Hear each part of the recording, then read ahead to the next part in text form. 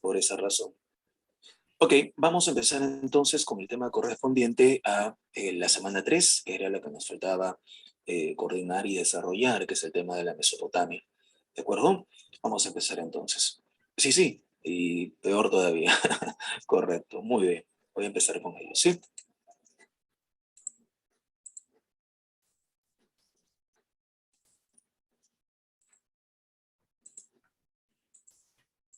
École, excelente, colecto, muy bien.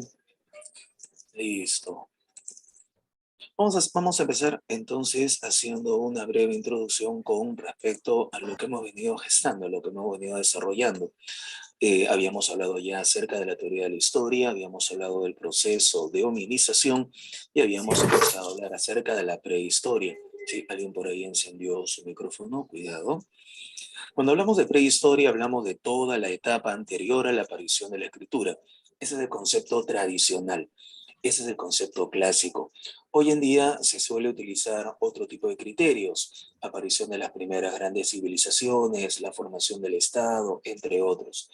Pero lo tradicional, que es lo que manejan los exámenes de admisión, y en este caso el examen de admisión de San Marcos, es la etapa anterior a la aparición de la escritura. Desde la formación de las primeras grandes características humanas, ¿de acuerdo? En este caso, desde la aparición del primer miembro del género Homo. Ustedes recordarán que ese primer miembro del género Homo es el Homo habilis, el creador de las primeras herramientas de piedra, el creador de los primeros instrumentos líticos. Además, ya desde el siglo XIX, también se suele atribuir la paternidad de la prehistoria, así como tenemos un padre de la historia que es Herodoto, Herodoto del Licarnaso, también se suele atribuir la paternidad de la prehistoria a un personaje ligado a las primeras investigaciones de la ciencia prehistórica, precisamente, un francés llamado Jacques Bouche de Perre. Jacques Bouche de Perre o Jacques Boucher de Perthes, como quiera llamarlo, suele ser considerado también como el padre de la prehistoria. Pero es un poco injusto porque al margen de lo que él contribuyó con su famoso texto Antigüedades Célticas y Antediluvianas, el término prehistoria, por cierto, fue acuñado muchos años antes por Daniel Wilson.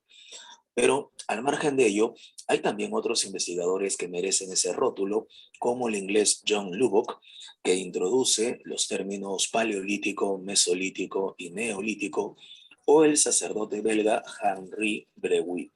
Ellos en realidad conforman un equipo muy importante, que son los que van a convertir a la prehistoria en una verdadera ciencia.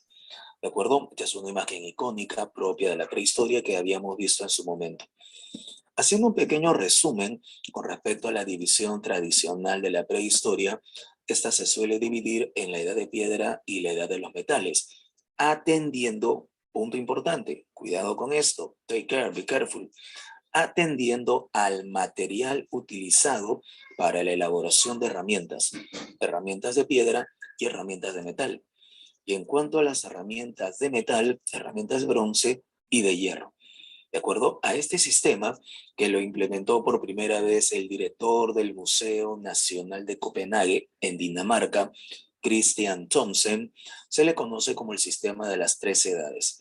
La pregunta DECO, que puede venir con respecto a este punto, estaría vinculado a de qué forma, de qué manera se hizo esta clasificación, atendiendo a qué elemento o a qué tipo de criterio. Y en este caso, el criterio a utilizar, el criterio a emplear, fue básicamente el material con el cual habían sido elaborados, construidos, fabricados, preparados o creados estos instrumentos, el material de piedra y el material de metal. Listo. Esa es la división clásica, tradicional de la prehistoria, que también se suele utilizar en muchos exámenes, la edad de piedra y la edad de los metales. En cuanto a la edad de los metales, bronce y hierro, por eso es que a esta etapa se le conoce, o esta clasificación, se le conoce como el sistema de las tres edades. Sin embargo, hoy en día, los investigadores de la prehistoria prefieren utilizar criterios económicos sociales. Por esa razón, prefieren dividir a la prehistoria en dos grandes grupos de seres humanos: cazadores-recolectores de vida nómada y agricultores y ganaderos de vida sedentaria. cazadores recolectores que aprovechan los recursos que la naturaleza les ofrece. Por esa razón se les llama predadores y por eso desarrollan un tipo de economía que suele llamarse economía parasitaria, economía predadora. ¿Por qué? Porque solamente utilizan, solo aprovechan los recursos que la naturaleza ofrece. En cambio, ya para el grupo de agricultores y ganaderos, ellos son los que producen sus alimentos. Por esa razón se habla de una economía productora. Recomendación que siempre te menciono, jueguen con analogías. Cazadores recolectores poseen una vida nómada, así como agricultores y ganaderos poseen una vida sedentaria. Cazadores recolectores son los predadores con una economía predadora o parasitaria, así como los agricultores y ganaderos desarrollan una economía productora. ¿Estamos de acuerdo? Dentro del grupo de cazadores recolectores, paleolítico y mesolítico, y dentro del grupo de agricultores y ganaderos, neolítico y edad de los metales. Eso es lo que hoy se suele desarrollar en la ciencia prehistórica. Del grupo de cazadores, recolectores o predadores tenemos dos etapas, paleolítico y mesolítico. Recuerda que el paleolítico, etapa de la piedra antigua, donde se fabrican las primeras herramientas, que son herramientas toscas, burdas, muy rústicas, con técnicas muy primitivas. Este paleolítico coincide con una fase geológica, la fase del Pleistoceno. Y esa fase del Pleistoceno en tiempo geológico, en un momento geológico, se va a caracterizar por cambios climáticos muy graves, las glaciaciones. Esa es la famosa era del hielo. Puedo afirmar en una pregunta de eco, si me dicen verdadero o falso, que el Paleolítico, la primera etapa de la prehistoria, coincide con la era del hielo. ¿Verdadero o falso? La clave sería verdadero, ¿no? Correcto, muy bien muchachos, excelente, sería correcto. Ya está, eso coincide con las famosas glaciaciones. Ahora, el Paleolítico se divide en tres periodos. La primera etapa, el primer periodo, corresponde con el denominado Paleolítico inferior. Las dos características principales que siempre, always, debes recordar. Aldo, pero la cuarta glaciación está referida al poblamiento americano, la llamada glaciación de Gurn en Europa, que corresponde con la llamada glaciación de Wisconsin, acá en el continente americano. Esa última glaciación es la que corresponde con el poblamiento americano, pero no es solamente esa última, sino en realidad las cuatro glaciaciones americanas y las seis glaciaciones europeas, la de Gunns, la de Donar, Beaver, Gunns, Mindel, Rees y Gurn, en Europa, Nebraska, Kansas, Illinois y Wisconsin, acá en América. Todo eso corresponde con el Paleolítico. ¿De acuerdo, Aldo? ¿Se entiende la idea? Sí, correcto. Excelente, ya está, lo máximo, muy bien. Las preguntas que suelen hacer, como siempre les menciono, háganlas para todos, porque si lo envían como mensaje directo, yo respondo, pero el resto no sabe de qué estoy hablando. ¿Sí? No se preocupen. Ahora, seguimos. Les comentaba. Entonces tenemos durante el Paleolítico inferior dos primeras y grandes e importantes características. La creación de las primeras herramientas de piedra, que son lascas, que son filos cortantes para poder raspar, y también bifaces, que son herramientas más contundentes, hachas de mano, que sirven para poder incluso cortar huesos, romper huesos, ya que a ellos les encanta la médula ósea, el tuétano. La segunda gran característica es el uso del fuego. Toda la vida en los exámenes de admisión, por lo menos en San Marcos, siempre te van a preguntar por el uso del fuego, vinculado al Homo erectus y con la importancia de la cocción de los alimentos. Cocinar los alimentos es fundamental para una mejor ingesta, para una mejor asimilación de nutrientes. ¿De acuerdo? Creación de las primeras herramientas líticas con el Homo habilis, con el Homo ergaster, uso del fuego con el Homo erectus y las primeras migraciones. Del continente africano pasamos al continente asiático y de ahí una línea evolutiva, la del Homo antecesor, llegará al continente europeo. Ya en el último examen de admisión de San Marcos en el área de ciencias de la salud, vino una pregunta para ordenar cronológicamente el desarrollo de ciertos homininos.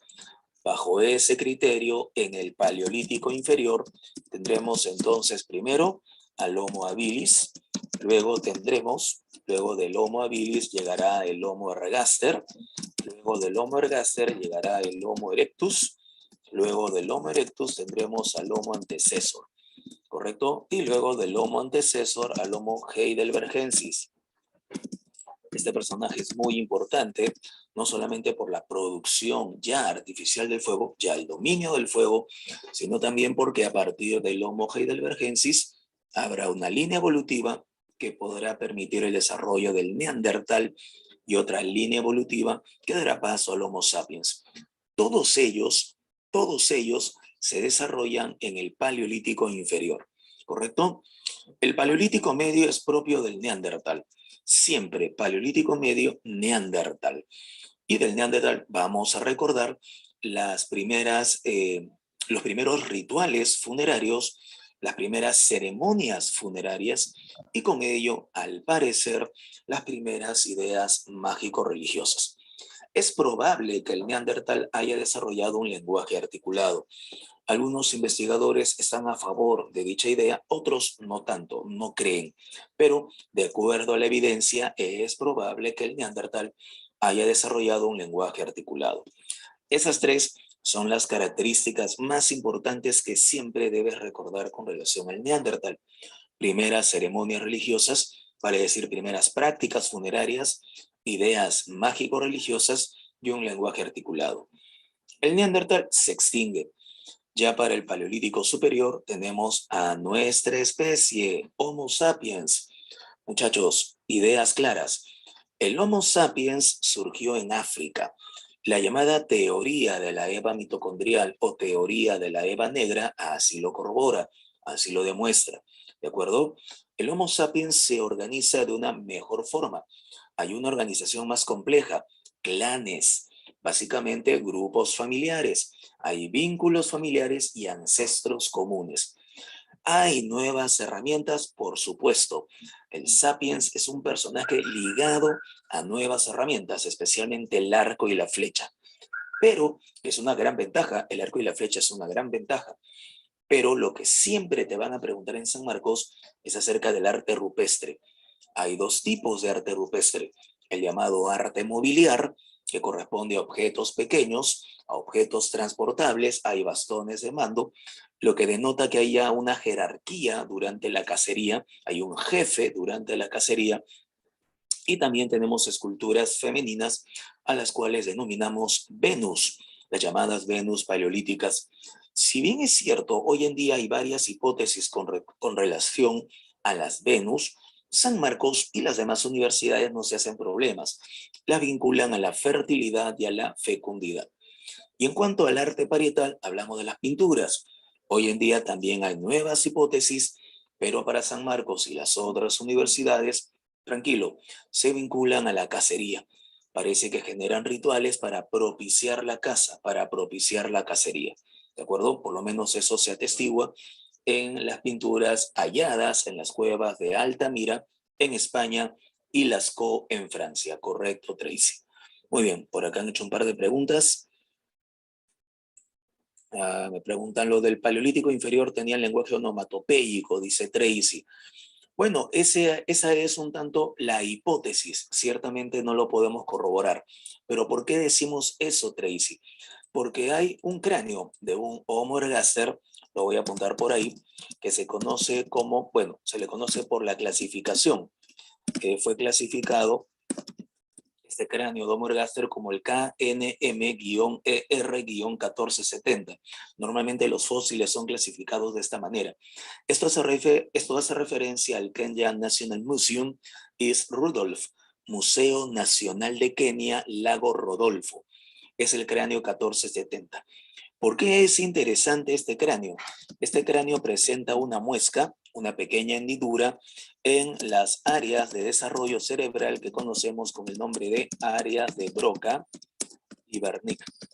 Estas áreas de Broca y Wernicke, por sus grandes conocimientos de anatomía humana, ustedes lo saben, están vinculados a las áreas cerebrales para poder emitir mensajes y para poder receptarlos. Es decir, están vinculados al lenguaje, a la comunicación.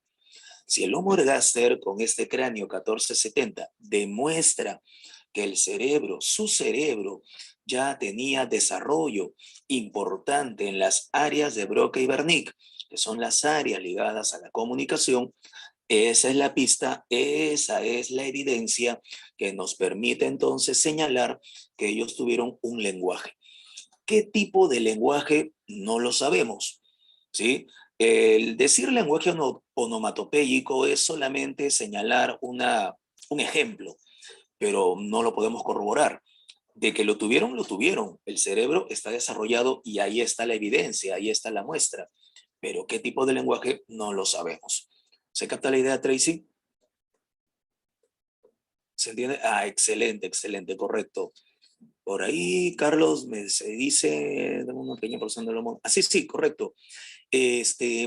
Hubo probablemente algún descendiente que haya surgido por ahí, Carlos, pero estos llegaron a ser estériles, ¿sí? Creo que les di el ejemplo en una ocasión como el cruce entre un caballo y un burro. Salen las mulas, pero las mulas son estériles.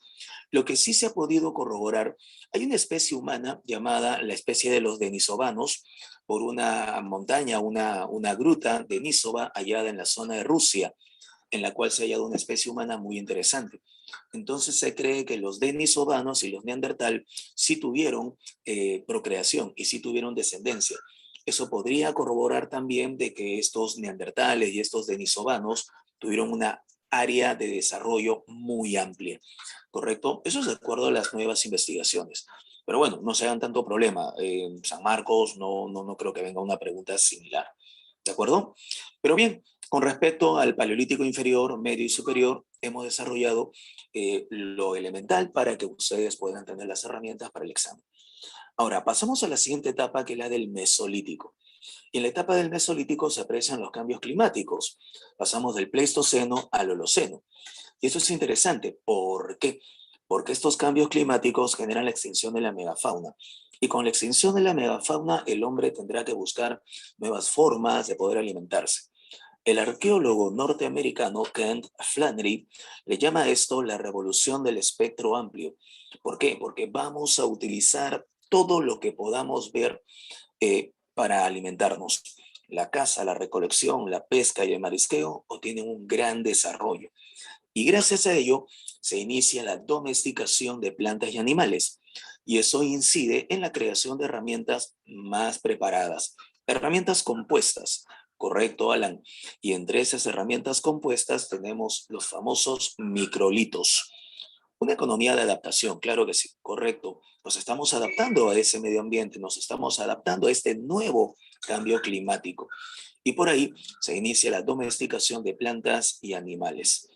Carlos, se suele señalar ya a partir del Paleolítico Superior que estas ideas con respecto a ceremonias rituales probablemente estén vinculadas a tótems o ancestros comunes, que podría ser una montaña o incluso algún animal. ¿Sí? Esto lo vamos a apreciar, por ejemplo, en el caso de Egipto. En el caso de Egipto, las aldeas neolíticas dedicadas a la agricultura y a la ganadería se identificaban con un animal que podría ser considerado como una especie de tótem. Aquellos que han visto la serie Juego de Tronos recordarán que cada familia se identificaba con un animal, con una especie de tótem. Los Stark con los lobos, por ejemplo, los Baratheon con los ciervos, por ejemplo, los Lannister con el león, por ejemplo, o los Targaryen con los dragones.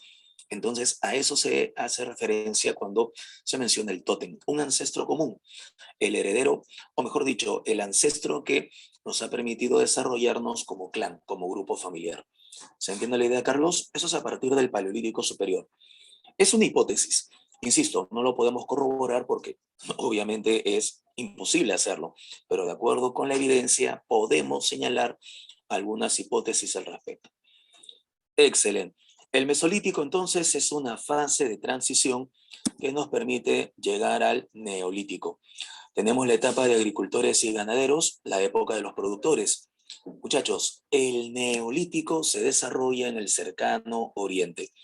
Toda la zona oriental del Mediterráneo, correspondiente a la parte asiática y a la parte noreste de África.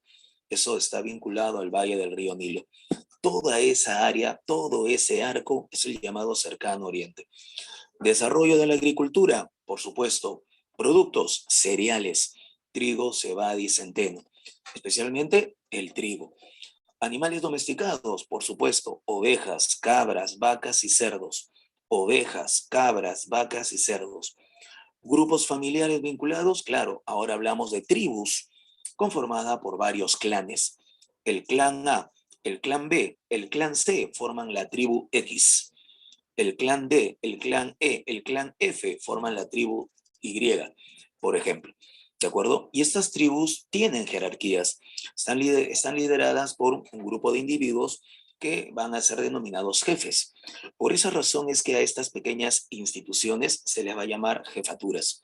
Todavía no llegamos al Estado. Eso viene después. Todavía no podemos crear, no podemos corroborar la existencia de estados que involucran instituciones que controlan un determinado territorio y crean redes de dominio o sometimiento. Eso todavía no existe. Eso se verá después. En estas sociedades preestatales hablamos de jefaturas, ¿de acuerdo? Todavía no hablamos de ciudades urbanizadas. Hay aglomeración de viviendas, por supuesto, ciudades. Las más antiguas ciudades de la historia, no las debes olvidar, van a ser Jericó, que se ubica en Palestina, y Catalhuyuk, que se ubica en el actual país de Turquía. ¿De acuerdo? Esas son las ciudades más antiguas de la historia, pero no están urbanizadas. ¿Correcto? Ojo, tenemos agricultura, tenemos ganadería, tenemos tribus en cuanto a la organización social, tenemos ciudades no urbanizadas, pero tenemos ciudades en cuanto a la organización del espacio a ocupar. Todo esto genera el proceso de sedentarización, el proceso de sedentarismo. Esto es una gran transformación en la forma de vida del hombre. A esa gran transformación en la forma de vida del hombre la vamos a llamar revolución neolítica. Eso todavía se sigue utilizando en los exámenes de admisión. Cuando te pregunten otra vez, ¿a qué denominamos revolución neolítica? Ah, ya, correcto. A la gran transformación en la forma de vida del hombre. Cuando pasamos de una vida nómada a una vida sedentaria, de una economía predadora o parasitaria a una economía productora o productiva, de ser cazadores-recolectores a ser agricultores ganaderos. A esa gran transformación se le llama revolución neolítica. Muchachos, ¿he sido claro? ¿Se entiende el concepto? Correcto, correcto. Muy bien, lo máximo, lo máximo. A ver, me está preguntando, Nacha me pregunta, no urbanizadas, correcto. El término urbanización, Nacha, hace referencia a un ordenamiento en el espacio a ocupar. Vale decir, separar lo público de lo privado, las áreas de vivienda, las áreas de producción, las áreas de depósito, las áreas de culto, involucrando calles, canales de desagüe, canales de irrigación. Ese ordenamiento es lo que llamamos revolución urbana. Eso es lo que vamos a denominar como una ciudad urbanizada. ¿Se capta la idea, Nasha? Obviamente la revolución urbana es distinta a la revolución neolítica. No sé si se entiende la idea. A ver, más o menos es como una invasión, ¿sí? Se entiende, en una pequeña colina, en una pequeña montaña, las viviendas están aglomeradas unas con otras. Y una ciudad, donde aparecen edificios, municipalidad, colegios, supermarket, etc. ¿Se entiende la diferencia? No sé si se capta la idea. Claro, no hay organización todavía, Nasha. Todavía no hay una organización. A ver, les voy a mostrar espérenme un cinquito, por favor, para mostrarles algo con relación a este punto, para que lo puedan tener claro. Vamos a ver acá. A ver.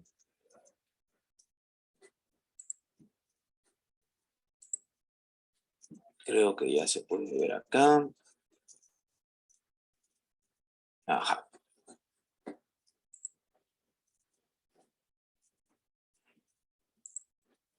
Ok, vamos a verlo acá. ¿Lo pueden ver? ¿Sí, correcto? Ok, miren esta ciudad. Esta es Catalhuyuk. Esta está saliendo la propaganda, bueno, cosas de esto, bueno, en fin. Este es Catalhuyuk, ¿de acuerdo? Y si se dan cuenta, no hay calles, ven calles por ahí, no hay avenidas. Ojo, ni siquiera hay puertas en las casas, porque se ingresa por la parte del techo, ¿sí? Esto es lo que se conoce como Catalhuyuk. Entonces, si se dan cuenta, no es una ciudad urbanizada. ¿Se capta la idea? Hay canales de desagüe, canales de irrigación, etcétera. ¿Se entendió la idea, muchachos? ¿Sí, correcto? Ya está, listo. Muy bien, correcto, muy bien. Excelente. No lo podemos compartir completamente porque obviamente hay copyright. Entonces, si hay copyright, no podemos hacer piratería. Eso está mal. Ok, listo. Pero ya se entendió. Muy bien. Ese es Catalhuyuk, por ejemplo.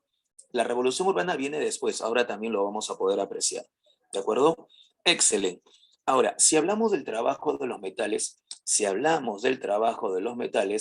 tenemos que mencionar entonces que el primer metal a trabajar va a ser el cobre, pero sin dejar de lado el trabajo de la piedra. Por esa razón, por esa circunstancia, es que a esta primera etapa se le va a denominar calcolítico. Calcos cobre, litos piedra. Etapa en la cual vamos a hacer una transición. Pasamos de la edad de piedra a la edad de los metales. Esa fase de transición es la que llamamos calcolítico. ¿Interesante el calcolítico? Sí. ¿Por qué? Hablamos de la revolución de los productos derivados. Ah, caray, ¿qué es eso? Por ejemplo, una vaca. La vaca nos puede proporcionar el cuero. Con el cuero, ¿qué podemos hacer? Calzado, vestimenta, bolsos, cinturones, instrumentos musicales, etc. De la leche, ¿qué podemos producir? Queso, mantequilla, yogur. Y todos estos productos permiten entonces intercambios. Intercambios. Se van a crear, se van a constituir redes de intercambio comercial. ¿De acuerdo? Se van a constituir redes de intercambio comercial. ¿De acuerdo? Ok. Por ejemplo, si producimos olivo, el producto es la aceituna y un producto derivado, el aceite de olivo. Si producimos vid, el fruto es la uva, producto derivado de ello, el vino, el vinagre, etc. ¿Se entiende la idea? A esto se le llama la revolución de los productos derivados y eso permite la creación de redes de intercambio comercial y las comunidades empiezan entonces a contactar. Eso es importante. ¿Por qué? Porque las aglomeraciones de comunidades podrán permitir entonces el desarrollo de una importante innovación técnica. Ya podemos hablar de importantes culturas. Es en esta época que se crea el arado, se inventa la rueda y se domestica el caballo. Ahora, si mezclamos cobre con estaño, vamos a utilizar el bronce. Vamos a crear una aleación. Es durante la edad del bronce que ya tenemos entonces especialización técnica. De acá viene lo importante. La especialización técnica supone diferenciación laboral. Y cuando hablamos de diferenciación laboral, hablamos de diferenciación social. Hasta el día de hoy, hasta el día de hoy, ¿correcto? Gabriel, ¿con qué herramientas comienzan a extraer los metales? Con lo que tenían a la mano. Podemos hablar de martillos, podemos hablar de pequeños pilotes de piedra para poder extraer de la veta, porque la veta del cobre sale a la superficie y trabajarlo en frío. ¿Qué significa trabajarlo en frío? Colocar entonces una especie de yunque de piedra y empezar a machacar el metal con un martillo de piedra. ¿Se capta la idea, Gabriel? ¿Sí? No hay una minería de socavón. Es una minería donde se extrae la veta prácticamente de la superficie. Excelente, correcto. Les comentaba que durante la edad del bronce hay una diferenciación técnica, diferenciación laboral y que eso se expresa en una diferenciación social. Y por ende, habrá también una diferencia en el espacio a ocupar. Sacerdotes en un sitio, militares en el otro, agricultores, ganaderos en el otro. Estamos ordenando racionalmente el espacio, el territorio. ¿Qué significa esto? Estamos urbanizando el área. Se produce la revolución urbana. esta revolución urbana que involucra el ordenamiento del territorio que estamos ocupando genera entonces la creación de un Estado con instituciones políticas, jurídicas, de recaudación de tributos a través, por ejemplo, de los productos que uno va desarrollando, que va generando y que motiva una jerarquía social. Aparecen estados donde los sacerdotes van a cobrar trascendencia. Por eso se les llama estados teocráticos. La revolución urbana y la aparición de los estados teocráticos se produce durante la Edad del Bronce. Y una característica muy importante de estos estados será la aparición de la escritura. Tiene sentido porque el Estado requiere de un sistema administrativo y el sistema administrativo requiere de un registro. Para poder tener un registro necesitamos una escritura. Esto permite el nacimiento de las grandes civilizaciones orientales. No lo deben olvidar. Es muy importante. La Edad del Bronce es la época de las grandes civilizaciones orientales. Es la época de los primeros estados teocráticos. Es la época de la revolución urbana. Es la época de la aparición de la escritura cuneiforme en Mesopotamia, la escritura jeroglífica en Egipto, la escritura dradídica en la India o la escritura caligráfica en China. ¿De acuerdo? Años más tarde, y ya en plena etapa histórica, propiamente tendremos la Edad del Hierro.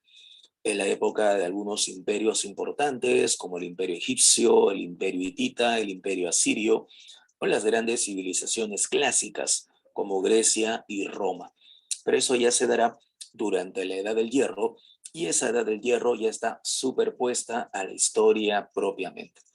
¿De acuerdo, muchachos? Eso con respecto entonces a la prehistoria. No sé si he sido claro, si han entendido las ideas. Sobre todo me interesa que entiendan el proceso, el por qué ocurren los eventos, el por qué ocurren las cosas. ¿Correcto? Excelente, listo. Y como siempre les digo, a la evidencia. Pasemos siempre a la evidencia, ¿de acuerdo? Claro, Angie, después del Mesolítico llega el Neolítico. El Mesolítico es la etapa de transición entre el Paleolítico y el Neolítico. Claro, Rosemary, cuando ya este es el valle de la Mesopotamia, ¿sí? Y el desarrollo de un estado teocrático se desarrolla precisamente acá. ¿Correcto? Lo que vamos a ver. Esta es una muestra de lo que es el valle de la Mesopotamia. Una mezcla entre zona montañosa, zona un tanto desértica y un valle importante. Cuando hablamos de Mesopotamia, inmediatamente recordamos estas torres escalonadas, plataformas superpuestas, ¿correcto? Si ustedes se dan cuenta, tenemos grandes escaleras que llegan a una especie de santuario principal. Estos son los famosos zigurats. ¿Con qué material lo construimos? Muchachos, en Mesopotamia se empieza a utilizar el ladrillo. Los sumerios tienen un extraordinario aporte que son los ladrillos y que nosotros utilizamos hasta el día de hoy. No es adobe, Juan. El adobe es distinto, el adobe es más frágil. El ladrillo es colocado en un horno, es secado con altas temperaturas, lo que permite una mayor resistencia. Al inicio se utilizaba barro, arcilla, adobe. Eso es al inicio. Pero obviamente, ¿te imaginas una construcción de esta envergadura de adobe? Con el paso del tiempo, por el peso de la construcción, inmediatamente esta se desploma. Claro, no dura. Así es. Por esa razón, prueba, error. Y luego desarrollaron el ladrillo. Así es, correcto, muy bien. Esta es la escritura cuneiforme. Son tabletas de arcilla con símbolos en forma de, observen esto, es como si uno hubiese presionado con la uña, ¿cierto? Es como si uno hubiese presionado con la uña, es como si fuese un pedazo de plastilina y presiona con la uña. Por esa razón la llamaron escritura con forma de uña, escritura cuneiforme. ¿De acuerdo? Excelente. Sí, sí, solamente estoy haciendo la presentación, nada más. No, cunei significa cuña, cuneiforme. Correcto. El código de Hammurabi será uno de los elementos más interesantes de Babilonia. Los jardines colgantes demostrarán lo interesante de la ingeniería hidráulica, así como lo hermoso de las puertas de Ishtar. Bueno, todo esto corresponde con las civilizaciones de la Mesopotamia. Ah, Tracy, correcto, pero eso es parte de la leyenda. Eso es parte de la leyenda, correcto. Bueno, en historia y particularmente no me gusta mucho contar leyendas porque eso genera que el estudiante crea o sienta de que historia es solamente eso, ¿no? Y que los historiadores somos narradores de cuentos. Y por esa razón no me gusta mucho. Pero bueno, sí está vinculado a la famosa leyenda de su famosa esposa, Semiramis, supuestamente. En fin, no hay problema. Listo, excelente. No, cuéntenos, ya ves. No soy narrador de cuentos, muchachos. Muchachos, siempre es importante los mapas. Ojo, escuchen, siempre es importante que manejen mapas, ¿de acuerdo? El término Mesopotamia es un término de origen griego. Deriva de dos voces griegas, meso, que significa entre, pótamos, que significa ríos. Mesopotamia significa entre ríos, tierra entre ríos. ¿Correcto, Tracy? El Éufrates hacia el lado occidental y el Tigris hacia el lado oriental. ¿Sí? Este es un mapa actual, ciertamente. Todo esto es el valle de la Mesopotamia. Sí, sí, todo esto ya empieza a destacarse, Aldo, desde el Neolítico. Los pueblos de la Mesopotamia se van a desarrollar desde el Neolítico, pasando por el Calcolítico y ya en la época de los sumerios, la Edad del Bronce.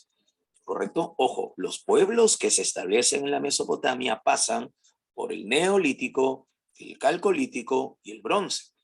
Los sumerios los vamos a ubicar en la Edad del Bronce. Ahora los vamos a ver. Ahora, un pequeño gran detalle. Observen este mapa de acá. Si ustedes observan este mapa de acá, verán que el Éufrates y el Tigris recorren en realidad tres países. Este sería Turquía, aquí está el límite fronterizo, este es Turquía, este es Siria y este es Irak. ¿De acuerdo? ¿Por qué lo menciono?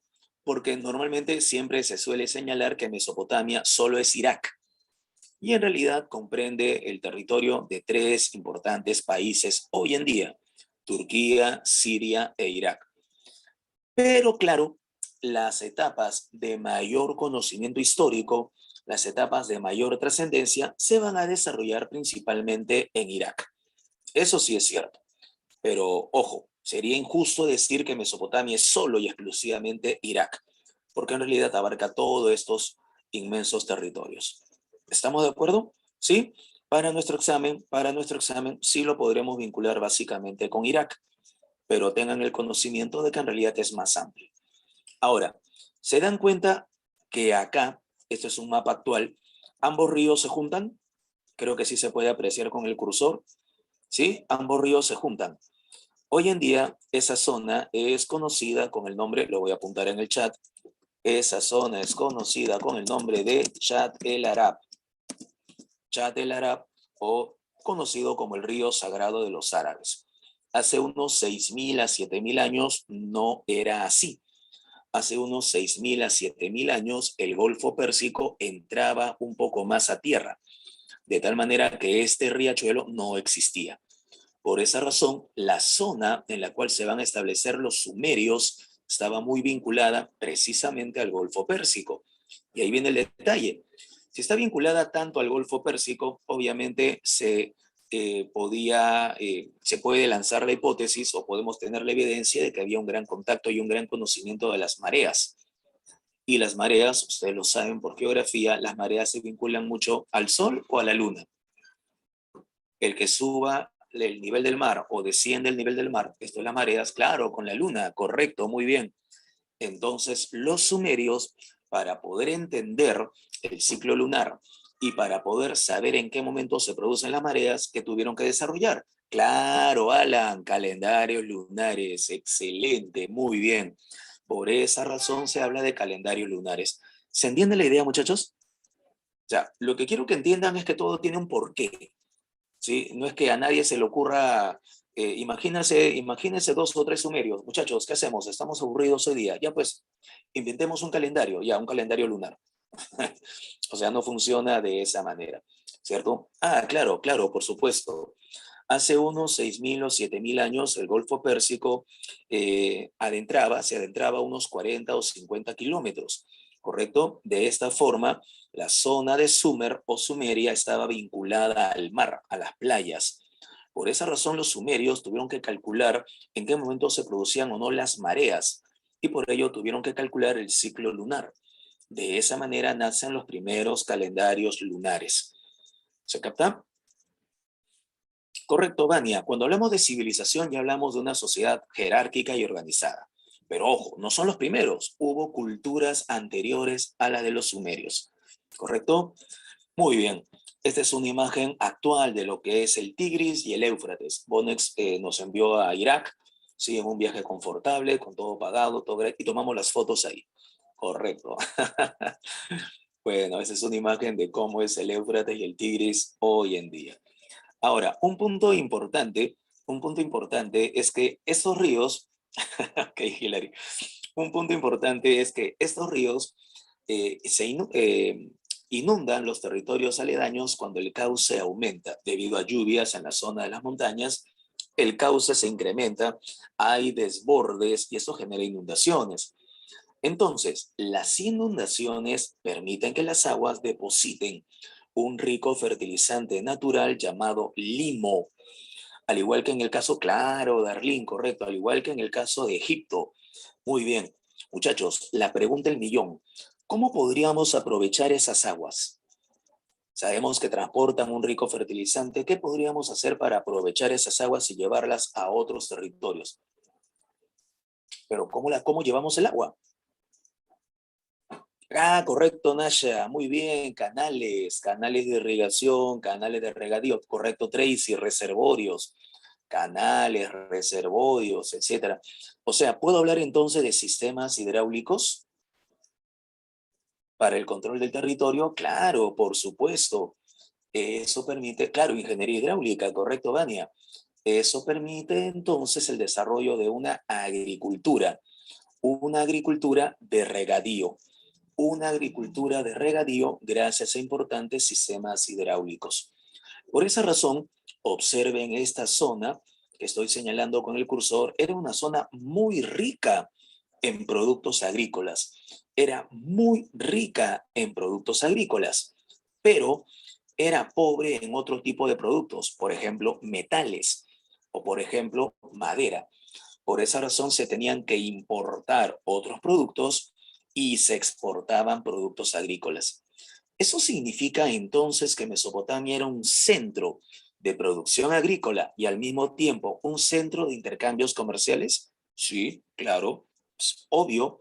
Por esa razón es que Mesopotamia fue muy importante para los otros estados que vivían alrededor. De una u otra forma, se entiende por qué las poblaciones que vivían alrededor invadieron constantemente el territorio de la Mesopotamia, por ser un centro de gran producción agrícola y ser un centro de grandes intercambios comerciales. Por esa razón, todos los pueblos invadían ese territorio. Muchachos, ¿me dejo entender? ¿Se capta la idea? Sí, correcto. Excelente, listo, lo máximo, lo máximo. Son lo máximo ustedes, ¿ah? Están en otro level, están en nivel Super Saiyajin. Correcto, listo. Muy bien. Veamos entonces el desarrollo de esta extraordinaria civilización. Si hablamos de los sumerios, hablamos de sus principales aportes culturales. San Marcos se concentra mucho en los aportes culturales. Observando la escultura que vemos en alto relieve, sobresale, que vemos en la parte inferior, ellos conocían de los astros, conocían de planetas hasta Saturno, tuvieron un gran conocimiento astronómico.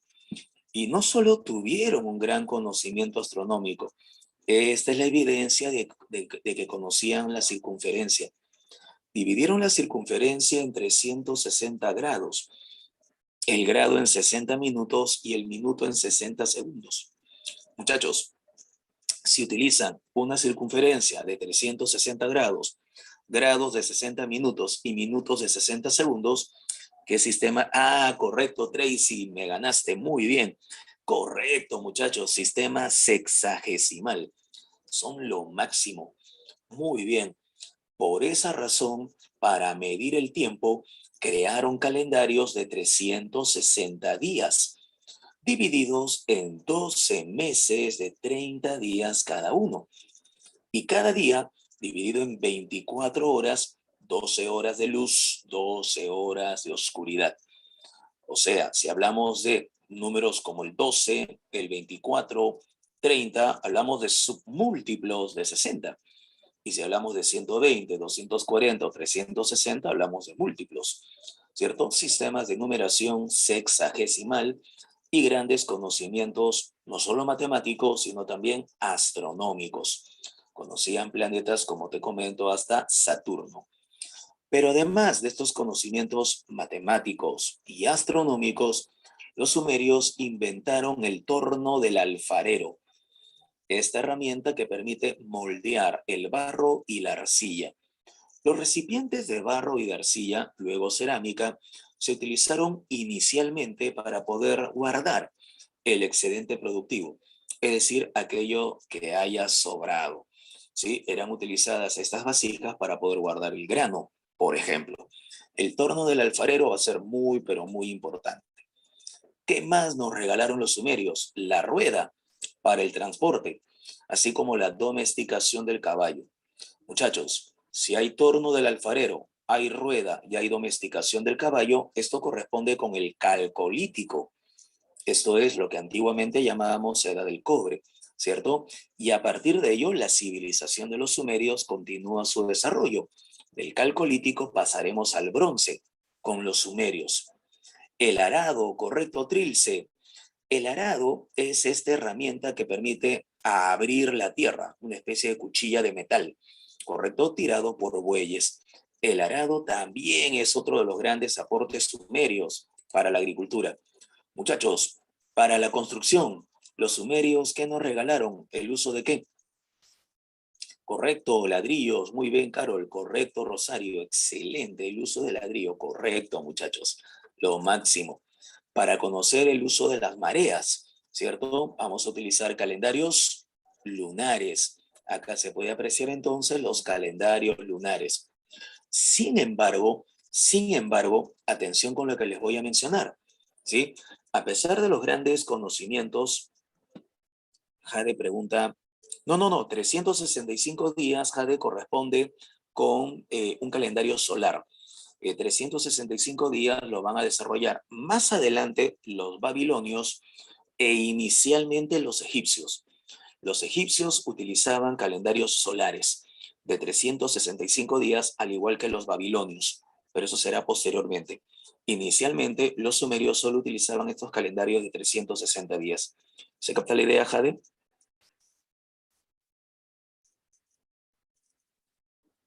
¿Sí? ¿Correcto? Excelente, lo máximo, muy bien. Entonces, nos ordenamos. Conocimientos matemáticos, por supuesto, sistema de numeración sexagesimal y 4 operaciones matemáticas. Conocimientos astronómicos, por supuesto, conocían planetas hasta Saturno, ¿correcto?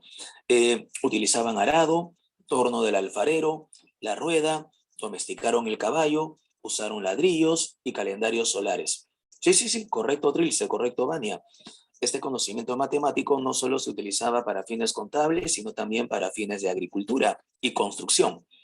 Pero, but, el más importante aporte cultural de los sumerios, no lo deben olvidar, el que opaca a todos los demás, es la escritura. Esta escritura con forma de cuña que les había comentado y que vamos a conocer con el nombre de la escritura cuneiforme. Correcto, Rosario, excelente, muy bien. ¿Sí? En este caso, esta es la primera escritura de la historia. Aldo, lo metalúrgico se refiere al trabajo de los metales. ¿De acuerdo, Aldo? Claro, esta es la primera escritura de la historia, la escritura cuneiforme. Mira, sería bacán que puedan interpretar sus nombres utilizando cuñas. Sería excelente, ¿ah? Lo máximo. Esta escritura cuneiforme sentará la base para que años más tarde, ¿recuerdan a quienes se les consideraba como los más grandes navegantes y comerciantes del mundo antiguo? ¿Recuerdan a quienes se les consideraba como los más grandes navegantes y comerciantes del mundo antiguo? A los fenicios, correcto, correcto. Claro, excelente. Ellos van a crear un alfabeto, el alfabeto fonético. Los fenicios crean el alfabeto fonético basado en la escritura cuneiforme. Pero hay un detalle con el alfabeto fenicio, 22 consonantes. Muchachos, si el alfabeto fonético fenicio tiene 22 consonantes, ¿qué le hace falta? ¿Qué le falta a ese alfabeto? Si solo tiene consonantes, vocales, correcto, muy bien, excelente. ¿Y quiénes les van a poner las vocales? Van a ser los griegos. Con base en el alfabeto fonético de los fenicios, se creará el alfabeto griego. Y ese alfabeto griego, que le suma las vocales, será utilizado por los romanos. Aparece el alfabeto latino. Y ese alfabeto latino, te cuento, es el que nosotros utilizamos. Nuestro actual sistema de comunicación y alfabetización de origen latino deriva del alfabeto griego, que deriva del alfabeto fonético fenicio, que deriva de la escritura cuneiforme. ¿Se entiende la idea, muchachos? ¿Se entiende la importancia de la escritura cuneiforme? Excelente, claro. Y como ahí lo habían señalado, a partir de la escritura tenemos documentos. Y si tenemos documentos, entonces ya tenemos historia. ¿De acuerdo? Ese es un famoso aforismo de algunos historiadores del siglo XIX. Aquellos positivistas como Charles Victor Langlois y Charles Seignobus, eran historiadores franceses. Ellos señalaron, sin documentos no hay historia. Por esa razón es que el famoso Samuel Noah Kramer, cuando decide y señala que la escritura apareció con los sumerios, él dijo, con los sumerios se inicia la historia. ¿Todo por qué? Porque ya tenían escritura. Bueno, ese es el antiguo criterio de señalar si una cultura es o no una gran civilización. La escritura cuneiforme fue descifrada por este señor, extraordinario especialista de origen inglés, Henry Rawlinson. Rawlinson, para el desciframiento de la escritura cuneiforme, utilizó esta estela de piedra, que en realidad es la ladera de una montaña. O sea, la parte de la cara de la montaña que se encuentra en la zona de Behistun, esto es en un camino en el país de Irán, directo a la ciudad de Susa. Muchos años más tarde, el emperador persa Darío I ordenó que se esculpiera en una cara de la montaña, eso es lo bueno de ser emperador, que tienen que obedecer nada más, pero que se esculpiera en una cara de la montaña. No sé si han visto en algunas laderas, en algunas montañas acá de los Olivos, de Independencia, cuando colocan un símbolo de algún equipo de fútbol, sea de la U, de Alianza o de Cristal, ya, salvando las distancias, salvando las distancias. Bueno, el rey persa Darío ordenó que esculpieran en una montaña sus principales campañas militares. Esta es la llamada estela o piedra de Behistun. Acá aparece el rey Darío I, el Shahanshah, rey de reyes. Este es el famoso dios principal de los persas, Ahura Mazda. Aquí están los prisioneros llevados tras una victoria en una campaña militar. Y acá, no sé si lo puedes apreciar, son tres textos, tres textos en tres idiomas distintos, pero con escritura cuneiforme. Como eran tres idiomas, el acadio, el persa y el elamita, Rawlinson lo único que hizo fue transcribir aquellas palabras conocidas y con ello logró descifrar la escritura cuneiforme. Ah, pero ojo, el tipo se dio el trabajo, mismo alpinista, de ordenar a un grupo de trabajadores que transcriban todas estas columnas. Ya te imaginarás el trabajito, tuvieron entonces que colgarse de la pared de la montaña para ir transcribiendo todos estos textos. Eso es pasión por el trabajo, ni hablar, eso es pasión por el trabajo. Rawlinson entonces es el gran descifrador de la escritura cuneiforme. Nunca tanto, ¿no? Nunca tanto. Ah, correcto, Januari. Hablaba acerca precisamente lo que señala la escultura, las grandes hazañas y campañas militares del rey Darío I. ¿sí? Hablaban de que sí, el rey Darío primero luchó contra tal población, los derrotó, tuvo tantos prisioneros, pura franela, ¿no? Pura propaganda. ¿Se capta la idea, January? ¿Se entiende? ¿Sí? Excelente, muy bien, lo máximo. You're welcome, no problem, don't worry, be happy. Excelente, así es Luis, puro floras. Muy bien, eso es en cuanto a los aportes culturales. San Marcos siempre señala lo que es aportes culturales. Pasemos a la parte histórica de las civilizaciones de la Mesopotamia. Como les había comentado, nada surge de un vacío, siempre hay un proceso de evolución. En el Neolítico, entre el octavo y el séptimo milenio antes de Cristo, ya tenemos poblaciones en la Mesopotamia dedicadas a actividades agrícolas, que va a generar un incremento demográfico, aumenta la población. Esto permite entonces la formación de importantes culturas neolíticas como Hasuna, Samarra o Jalaf. Ya hacia el sexto y cuarto milenio antes de Cristo, entramos de la etapa del Calcolítico a la edad del Bronce. Esto coincide con el llamado periodo Ubaid, por el periodo llamado El Obeid. Los nombres de estos periodos y de estas culturas se establecen de acuerdo al territorio, a la región en donde se van a hallar los restos arqueológicos. Claro, Carlos, los sumerios son los que van a establecer los sigurats. Ahora lo vamos a desarrollar, ¿de acuerdo, Carlos? Ahora, punto importante. Es a partir de este periodo llamado El Obeid que ya podemos entonces constatar la presencia de los sumerios. El origen de los sumerios sigue siendo motivo de debate hasta el día de hoy. Algunos especialistas señalan que los sumerios proceden de otros territorios. Incluso señalan que es muy posible los sumerios hayan llegado desde la zona del Indo, la zona de la parte noroccidental de la India. Esa es una hipótesis. Otros, sin embargo, señalan que no. Los sumerios son producto de la evolución natural de las culturas de la Mesopotamia. Es decir, que las culturas de Hasuna, Samarra, Jalaf y luego el Obeid finalmente nutrieron el desarrollo de una extraordinaria civilización, que en este caso sería la de los sumerios. Haciendo la comparación, Julio César Tello, por ejemplo, había señalado que la cultura matriz peruana era la cultura de Chavín. Hoy en día se cree que no es así. Antes de Chavín, habían otras culturas importantes como Sechín, Cupisnique, por ejemplo.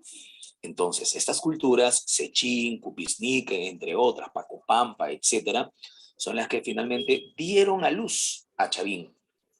¿Me dejo entender, muchachos? Chavín generó una gran civilización extraordinaria, correcto, pero no surgió de la nada. ¿Sí? Algo parecido, alguien encendió su micro por ahí, por favor. Algo parecido ocurriría con los sumerios. Hasuna, Samarra, Jalaf, Ubaid, el Obeid alimentan el nacimiento de una extraordinaria civilización, que en este caso sería la de los sumerios. ¿Correcto? Claro, Juan, claro, hay culturas anteriores a Chavín, por supuesto. Ya durante el periodo de Uruk, esto ya corresponde propiamente con los sumerios, tendremos el desarrollo de lo que denominamos la revolución urbana. ¿Recuerdan cuando les presenté Catalhuyuk? ¿Cómo estaban las viviendas?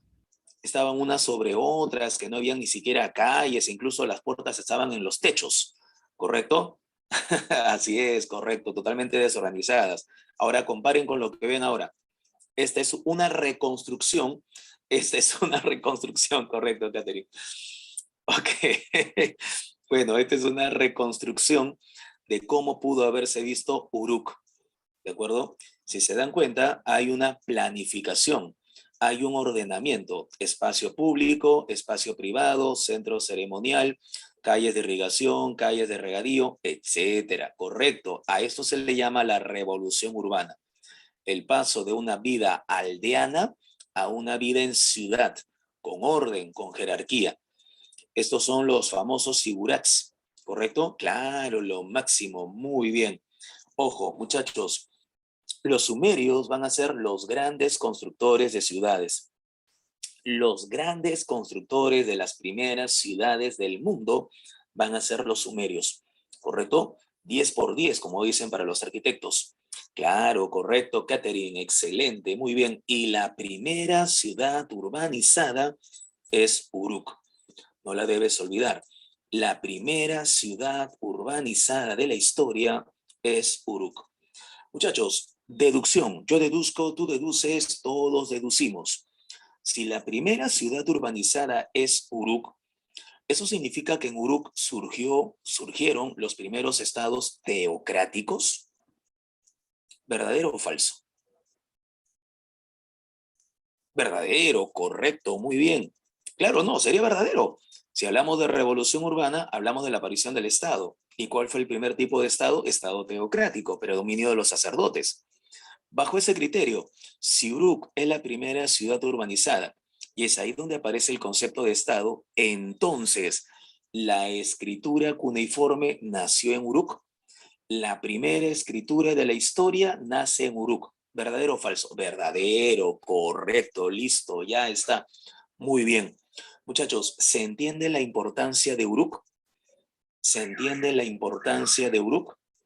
Excelente. Ahora, te cuento, déjame que te cuente, limeño, limeña, de ese término Uruk derivará el término antiguo de Erek, y de ese vocablo Erek derivará el término de Irak, como se le llama hoy en día el territorio. ¿De acuerdo?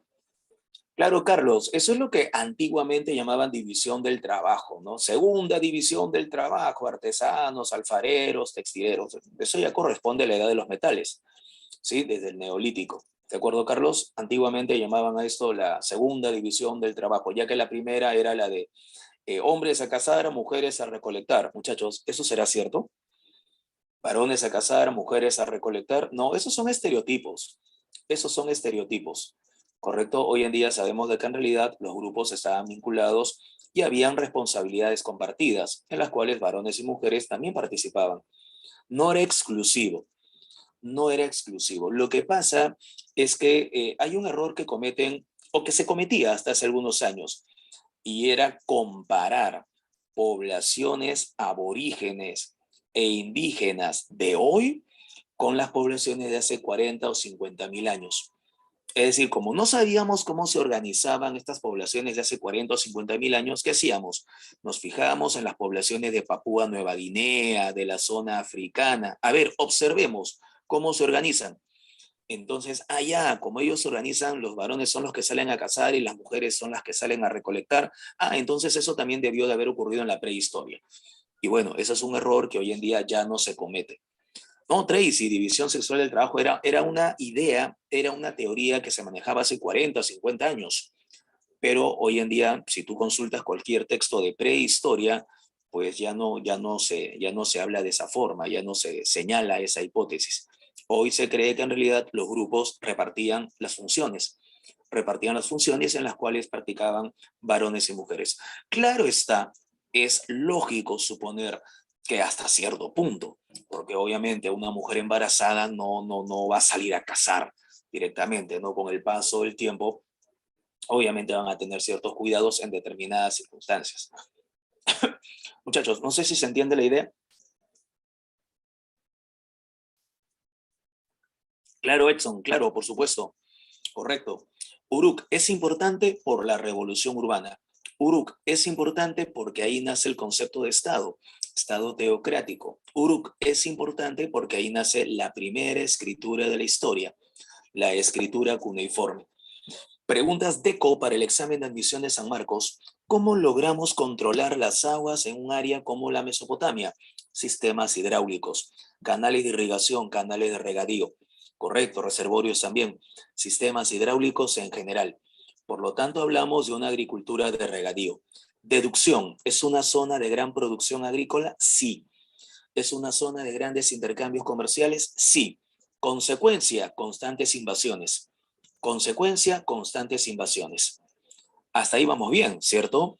Ok, las culturas del Neolítico evolucionan hasta la época de los metales y a partir de ello una gran civilización se desarrolla, la de los sumerios. Gabriela, estamos hablando acerca de preguntas de eco en cuanto a verdadero o falso. que es lo que normalmente suele venir, para que el alumno pueda discernir, pueda deducir. Si es un valle, aprovechamiento de las aguas. Deducción, sistemas hidráulicos. Infiere, producción agrícola. Deducción, invasiones. ¿Se capta la idea, Gabriela? No son tanto preguntas de dato. No, las preguntas de datos podrían ser o podrían estar dirigidas a ¿cuál fue la primera ciudad urbanizada de la historia? Ah, ese es Uruk, cerrado. Sí, pregunta de datos, ¿dónde surgió la primera escritura de la historia? Ah, eso es en Uruk, cerrado. ¿Se entendió la idea? Esas son preguntas de datos. Esas son preguntas de datos. ¿Correcto? Ajá, la primera ciudad urbanizada de la historia. Ya está. Los grandes constructores de ciudades son los sumerios.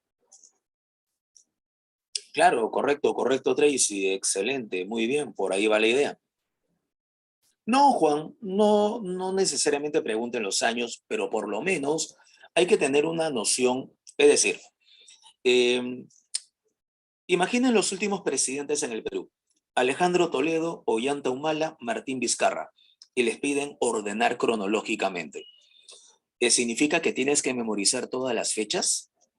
No, no es necesario, pero por lo menos saber que primero, el primer presidente de este tercer milenio fue Alejandro Toledo, y que posteriormente llegó el gobierno de Ollanta Humala, y que más adelante, ya en la época de la pandemia, llegó el gobierno de Martín Vizcarra. Pregunta, ¿para poder saber ese orden he necesitado memorizar las fechas? No. Por esa razón, es necesario solamente conocer el proceso. ¿Sí? Hay algunas fechas que obviamente van a ser importantes y que por cultura general las vamos a recordar, ¿cierto? 1821, oye, esa es la independencia del Perú, no te pases. 1492, ese es el descubrimiento de América, todos lo sabemos. Desde el Kinder, sección Nutria, ¿cierto? 1879, eso es el año del estallido de la guerra con Chile. Hay algunas fechas que por ahí, claro, 1929. Ah, cuidado, Carlos. Ok, ok. Cuidado, por ahí hicieron una anotación. Muchachos, 1929 es el crack. Así se escribe, ¿correcto? Porque crack con K, eso es droga. Cuidado, cuidado. Crack con K, eso es droga. Que solamente crack, nada más. El término económico, lo que pasa es que el término en inglés es crash, ruptura, quiebre. Y la traducción del crash es crack, así nada más. ¿Se entendió la idea? ¿Sí? Entonces, cuidado con ese pequeño, claro, lo que marca el inicio de la Gran Depresión. O sea, el término en inglés es crash, el crash de Wall Street. Y la traducción de crash es crack, pero solamente quiebra, ¿no? C-R-A-C, nada más. ¿Me dejo entender, muchachos? Cuidado con ese pequeño detalle. Algunas veces se nos pasa, supongo. Sí, sí, es normal, es normal. No hay problema. No, pero ya se entendió, ¿no? Pero sí se captó la idea. Ok, ok. No hay problema. No hay problema. Listo, muy bien. Excelente. Ya está. Ok, los sumerios, extraordinarios en la parte sur, como les comentaba, los grandes constructores de ciudades.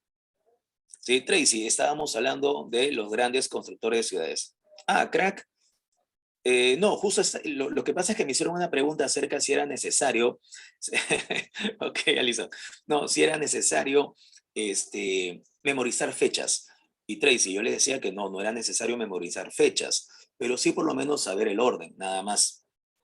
Ah, ok, no hay problema, no hay problema. Un screenshot, ya está, no problema. Tú me dices, Juana.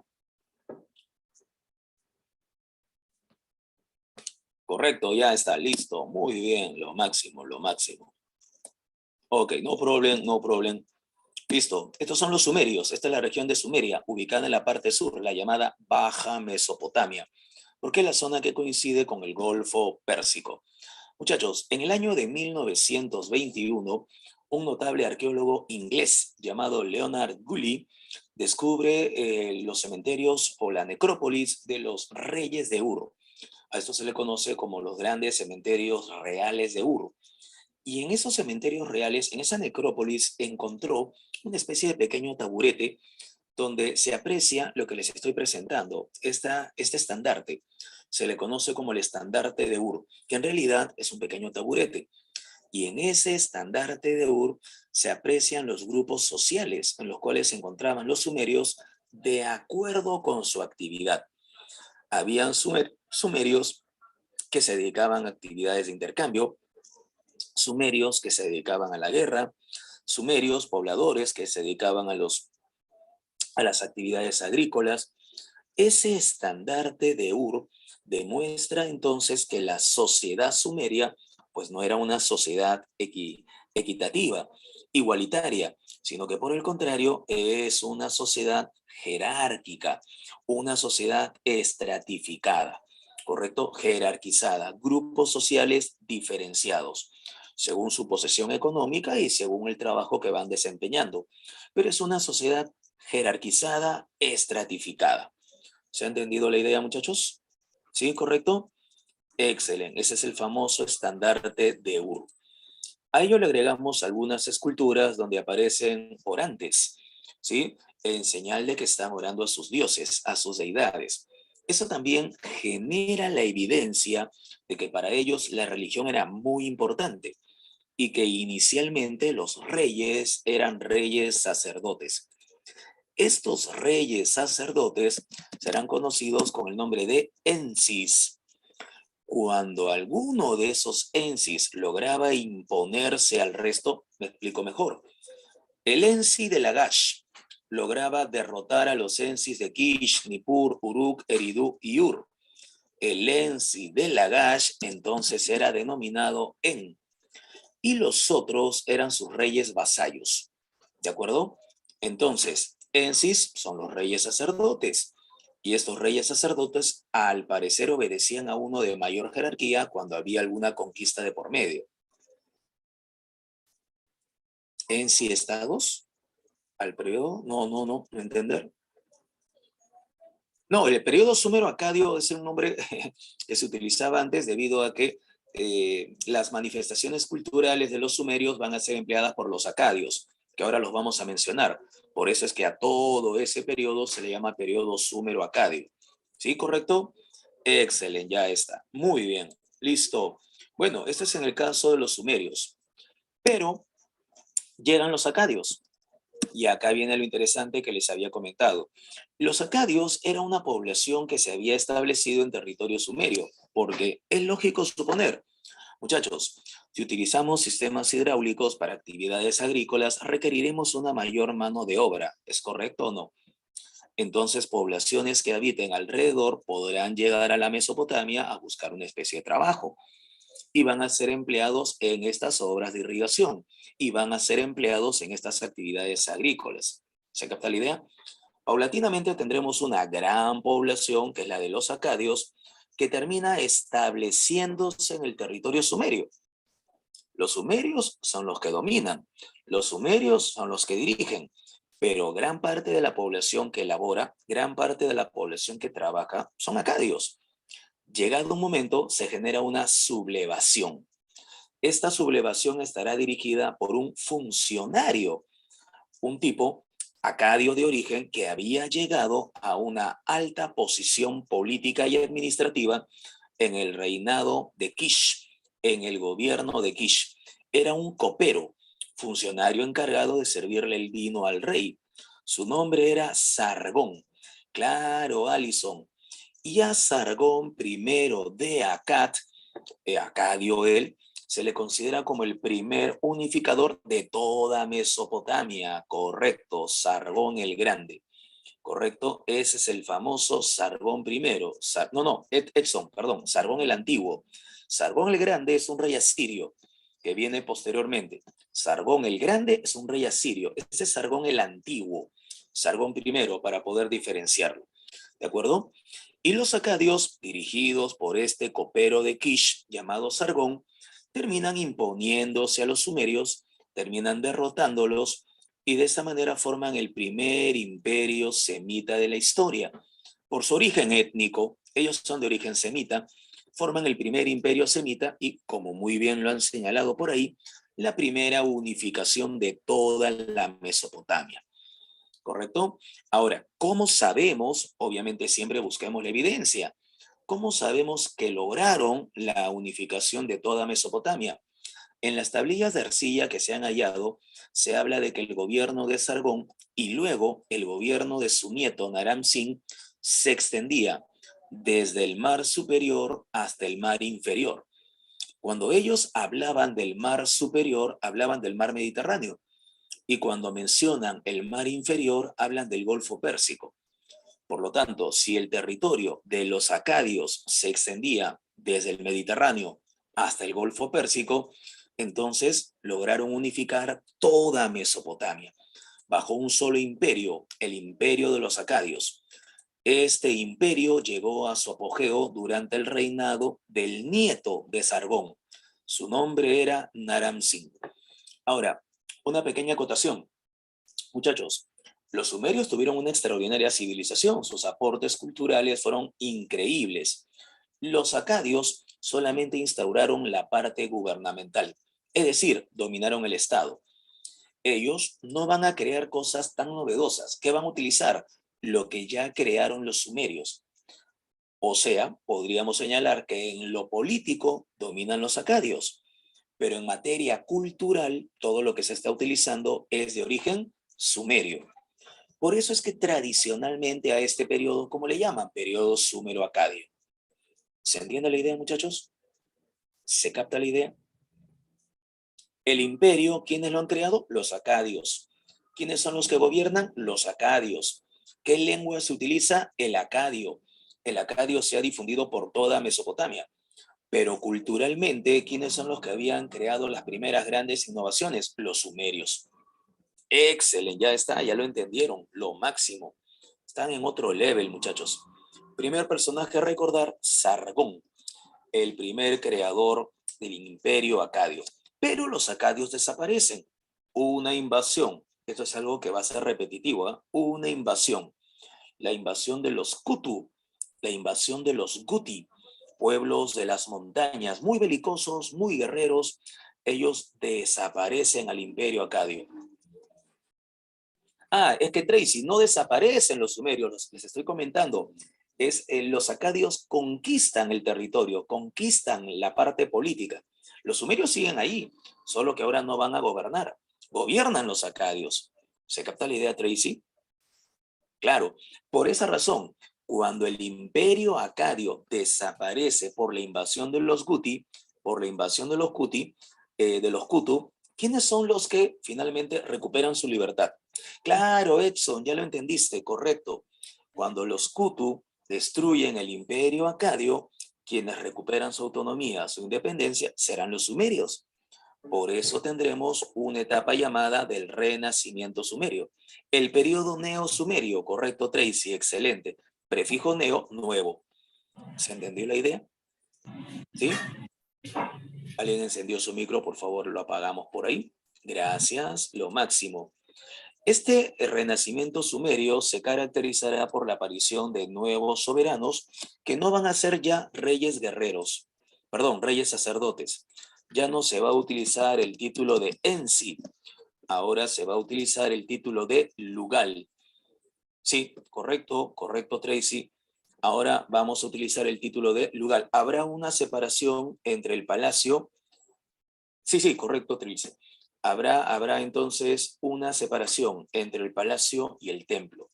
¿De acuerdo? Acá van a destacar importantes personajes como este señor llamado Gudea de Lagash, pero nos interesa recordar a Urnamú. ¿Por qué? Urnamú nos regala el primer código escrito de la historia.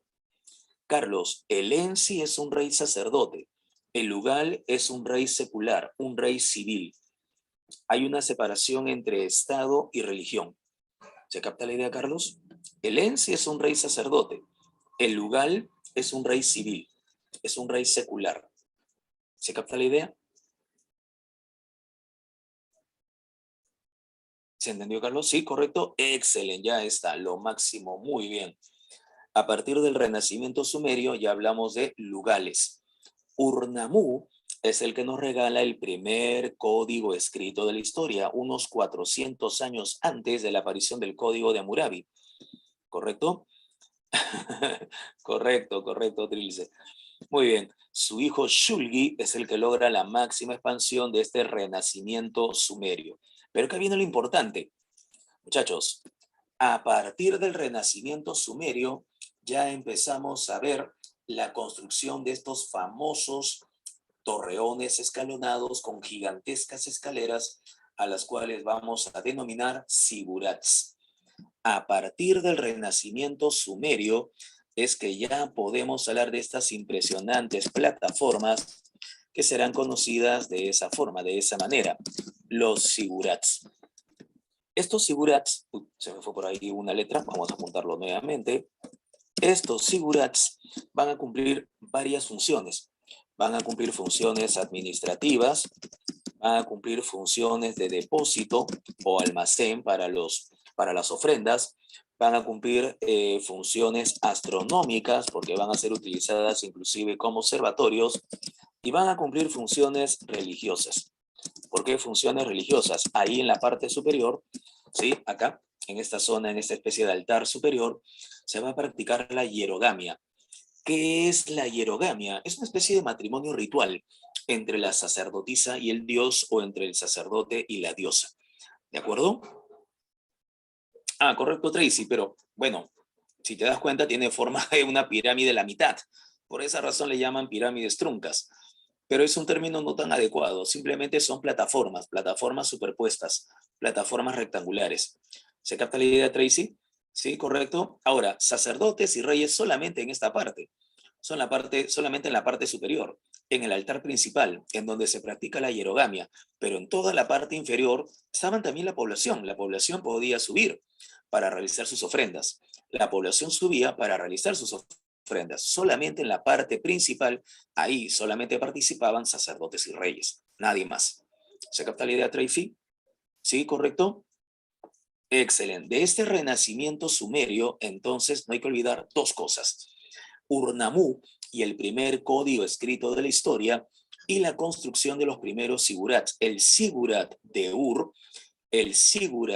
voy a apuntarlo por acá nuevamente, el sigurat de Ur estará conferido en honor a la diosa Nana o Inanna, que era la protectora de dicha ciudad.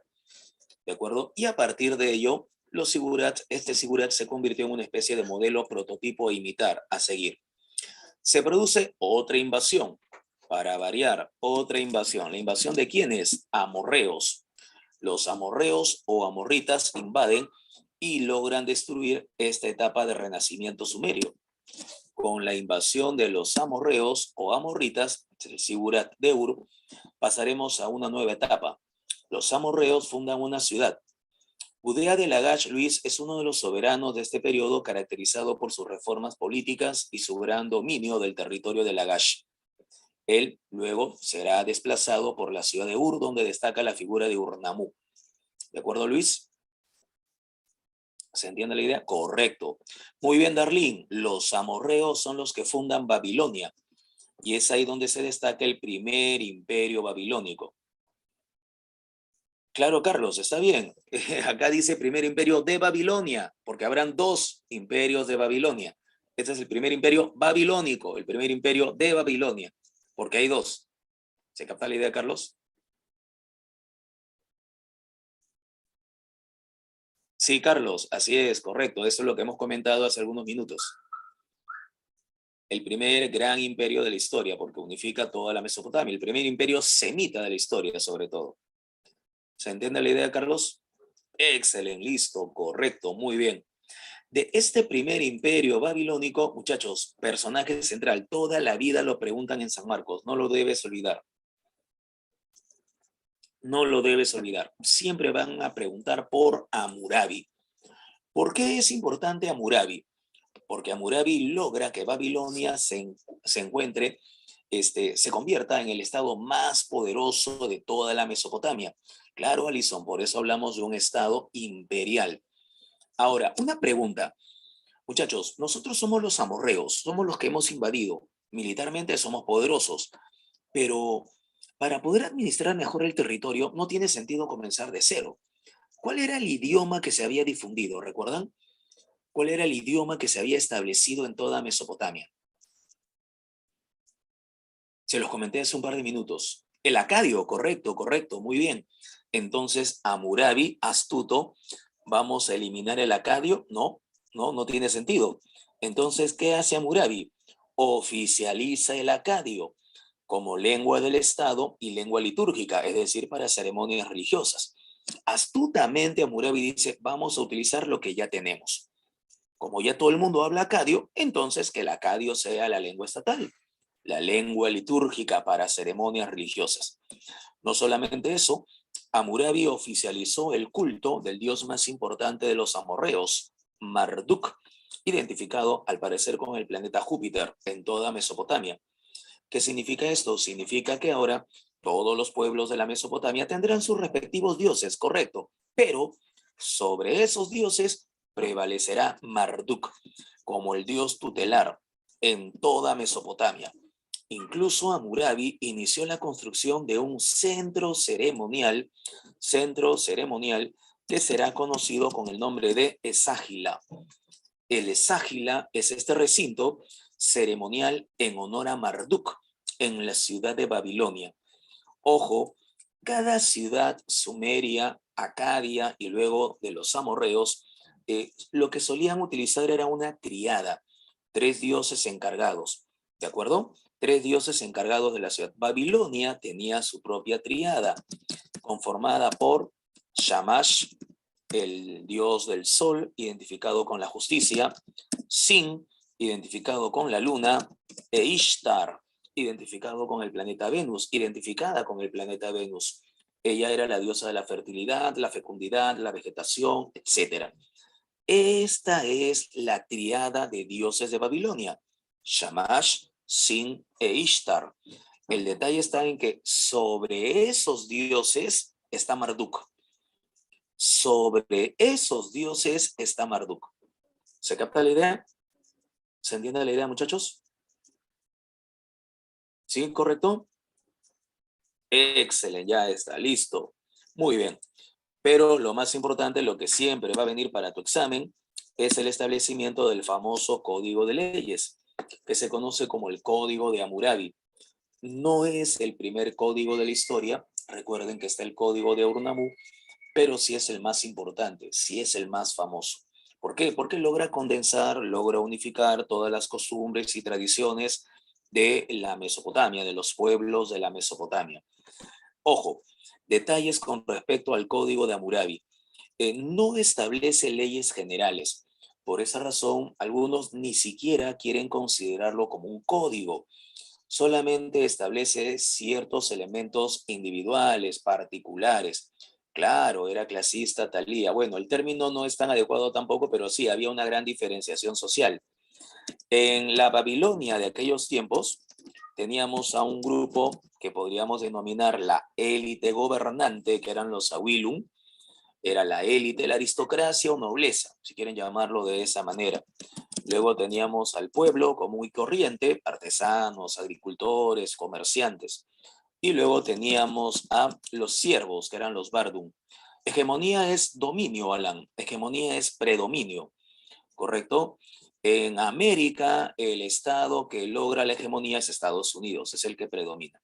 Entonces, habían tres grupos sociales, Awilum, Muskenum y Bardum. Eso, por ejemplo, se establece en el Código de Hammurabi. Se conoce gracias al Código de Hammurabi. Muchachos, pregunta reto. Ojo, pregunta de examen de admisión. Imaginen que venga la siguiente pregunta. El código de Hammurabi se encuentra en una estela de piedra, floro, floro, floro. Para su desciframiento, ¿qué disciplina auxiliar de la historia pudimos utilizar? Clave A, epigrafía. Clave B, paleografía. Clave C, diplomática. ¿Qué marcaríamos? Claro, correcto. La clave sería A, epigrafía. ¿Por qué? Porque ese texto se encuentra en un material duro, que es una estela de piedra. Es una inscripción en un monumento, en una estela de piedra. La clave sería epigrafía. Si fuese, por ejemplo, papel, pergamino o papiro, entonces sería paleografía. Paleografía en material blando, epigrafía en material duro. ¿Se capta la idea? ¿Sí? ¿Correcto? Excelente, listo, correcto, muy bien. Ya está, hasta ahí creo que es sencillo. ¿Sí? Correcto. Edson pregunta, el imperio babilónico fue el primero en unir toda la Mesopotamia? No, Edson, como habíamos señalado, el primer imperio que logra unir toda Mesopotamia fue el imperio de los acadios, cuyo gobierno, claro, gracias Stacy, correcto David, cuyo gobierno se extendía desde el mar superior hasta el mar inferior, es decir, desde el Mediterráneo hasta el Golfo Pérsico. Muchachos, en el código de Hammurabi, no hay problema. Excelente, Edson. En el código de Hammurabi se aplica la famosa ley del talión, lo del ojo por ojo y diente por diente. Pero ¿qué entendemos por ley del talión? Que las sentencias o los castigos van a ser proporcionales con las faltas cometidas y de acuerdo con lo que el rey crea conveniente. En ello consiste lo del ojo por ojo y diente por diente. Toda infracción, toda falta a la ley merece un castigo. ¿Y cuál es el objetivo? Evitar la venganza personal. Evitar la venganza personal. Muchachos, talión deriva del latín tal, que significa o se traduce como equivalente. O sea, tal daño has producido, tal daño vas a recibir. Pero obviamente de acuerdo con las costumbres de la época. Porque por ahí escuchaba a algunos alumnos, no, o sea, si tú me pegas, yo te pego. No tiene mucho sentido. ¿De acuerdo? O sea, si tú matas a alguien, ¿cómo vas a matarlo? ¿Le vas a resucitar? ¿Vas a juntar las esferas del dragón? ¿Qué vas a hacer? ¿Se entiende la idea, muchachos? ¿Se capta la idea? ¿Sí? Por ejemplo, uno de los primeros términos o una de las primeras sanciones que aparece en el Código de Hammurabi es la siguiente. Si una persona acusa a otra persona de asesinato y no presenta las pruebas para ese asesinato, entonces, ¿cuál es el castigo? A la persona denunciante y que lo hace sin pruebas, se le va a ejecutar. Correcto, Vania, excelente. Muy bien, pero ¿por qué? Porque para ellos el honor es muy importante. El honor es muy importante, el honor de la persona, la dignidad de la persona. Obviamente si eres parte del mismo grupo social. ¿Se capta la idea? ¿Sí, correcto? Entonces no hubo necesidad de que mataras a uno para que a ti te ejecuten, simplemente con que hayas hecho una denuncia pero sin presentar las pruebas. Eso ya es merecimiento de una pena de muerte, de una ejecución. ¿Se capta la idea? ¿Sí, correcto? Excelente, muchachos. Ojo, pero de acuerdo con esa época, de acuerdo con las costumbres de esa época. Claro, para nosotros, en otro periodo, ¿cuál es el error que siempre cometemos? Les he comentado, comparar nuestras costumbres y tradiciones con lo que ocurría hace 2000 o 3000 años. No tiene sentido. Como les había comentado al inicio del curso, espacios temporales distintos, características y costumbres distintas. ¿Se entiende la idea?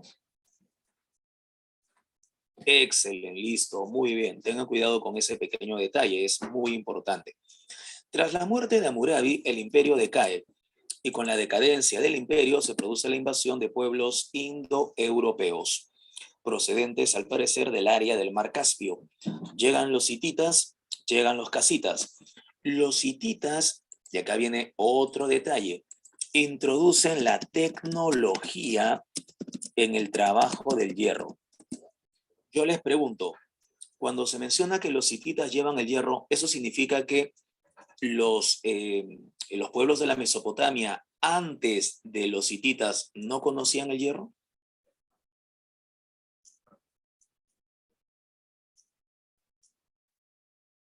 Ahí viene el detalle. Sí conocían el hierro, por supuesto. Sumerios, acadios, sí lo conocían, pero no sabían cómo trabajarlo. Lo trabajaban de manera burda, porque para trabajar el hierro se requiere, por ejemplo, tener hornos de una mayor temperatura. Con fragua se requiere otra tecnología. Algo así, Ana Paula, correcto, muy bien. Entonces, no es que no conocieran el hierro, sino que simplemente no lo sabían trabajar y no le veían necesidad de hacerlo. Quienes introducen la tecnología, por eso les digo, la tecnología en el trabajo del hierro son los hititas. Y a partir de ello, claro, las armas de hierro, empiezan las conquistas. Ahora, llegan los casitas. Son los casitas los que ocupan Babilonia. Son los casitas los que reinan en Babilonia. Muchachos, lo mismo. ¿Tiene sentido comenzar de cero e imponer cosas en todo el territorio? No. ¿Qué utilizamos? Lo que ya está. ¿Qué utilizamos? Lo que ya está. Ya está el sistema administrativo, ya está el acadio, hay que seguir empleándolo. Lo máximo. Pero, pero, para poder tener un mejor control hay que recopilar la parte cultural. Muchachos, ¿quiénes se habían encargado de la parte cultural? ¿Recuerdan? La parte política, idiomática, los acadios, pero la parte cultural, los sumerios, excelente, correcto, muy bien.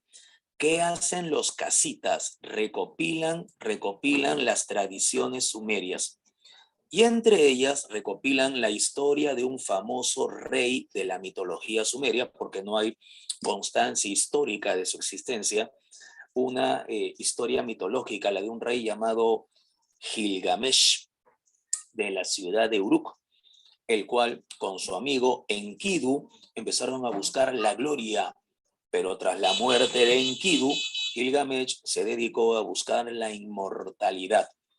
Esto motivó a que los casitas recopilaran el primer poema épico de la historia, la llamada epopeya de Gilgamesh. Muchachos, los sumerios decían que Gilgamesh medía más de 3 metros. Este es su mascota, un león. Esto es un león, ¿ah? Imagínate, es su gatito, su mascota. ¿Ok? Entonces, la recopilación de las tradiciones sumerias corresponde con los casitas. Por esa razón siempre se había señalado que durante el primer imperio babilónico aparece el primer poema épico de la historia, que en este caso sería la epopeya de Gilgamesh. ¿Se entiende la idea? En los siguientes siglos, Mesopotamia estuvo convulsionada. Imperios surgían, imperios desaparecían, hasta que ya durante el primer milenio antes de Cristo destacó el poderoso imperio de los asirios. ¿Sí? Vamos avanzando porque el tiempo lamentablemente nos gana, es bastante corto. Los asirios, idea principal, no tienen una gran población y viven en la zona montañosa. Ahí viene el detalle, Luis, justo lo que íbamos a comentar. Trilce, correcto. ¿Por qué eran así? ¿Eran unos sociópatas? ¿Eran unos serial killer? ¿Qué onda con los asirios? Ajá, pero ¿cuál es la razón? Por esa razón, muchachos, yo siempre les digo, el por qué, tienen que preguntar el por qué. Claro, Edson, la estrategia, correcto. Escuchen lo que les voy a comentar.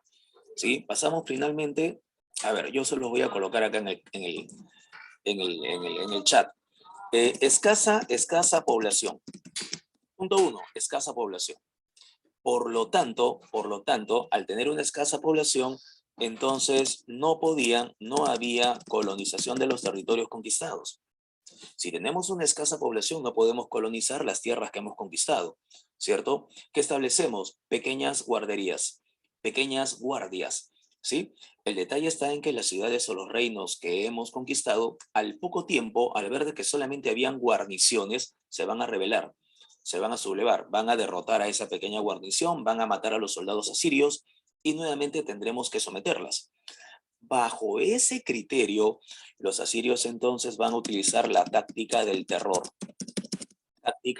como táctica de guerra. Ah, la ciudad A se ha sublevado y ha acabado con nuestra guarnición, ¿correcto?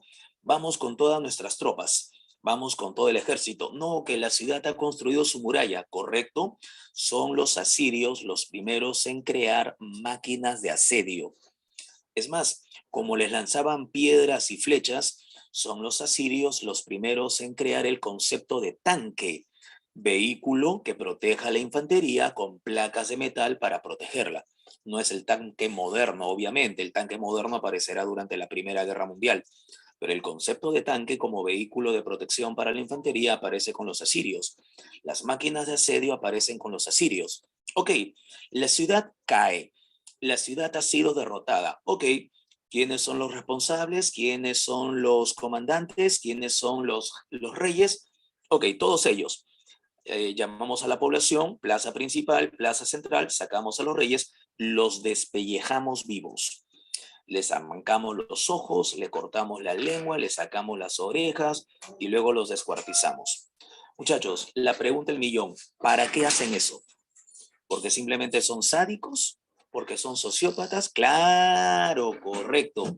para asustar, para crear miedo y evitar de esa manera que se vuelvan a sublevar. Claro, ya lo entendieron. Así es, correcto. ¿Se entiende la idea, muchachos?